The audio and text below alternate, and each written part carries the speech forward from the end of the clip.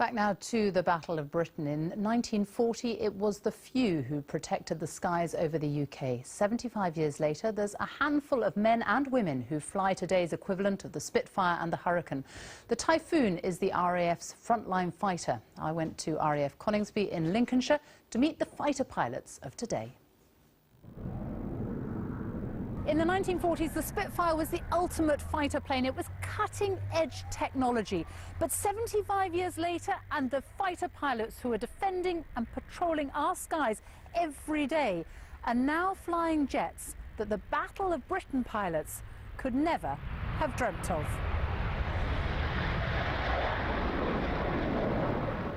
The Typhoon, it's the modern-day equivalent of the Spitfire.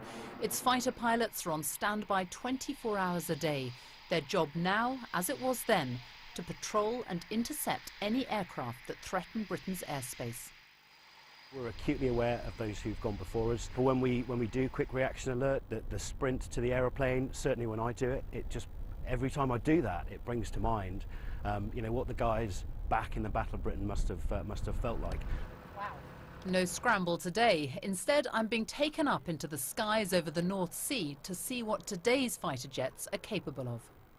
Here we go. The Typhoon can travel at speeds of up to 1,500 miles an hour. It can accelerate so fast that pilots have to wear an anti-gravity suit to stop them blacking out. This is the point at which I point out I'm not really great in aeroplanes and I don't like roller coasters. Too late. No warning lights are on. You ready? I'm ready. All good, brakes are gone. And there's the pilots coming in.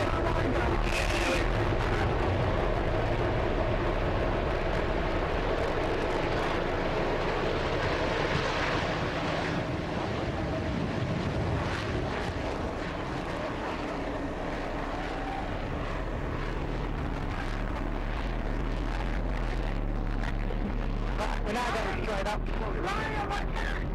Basically, at the sun and the blue sky. Wow! Oh my God!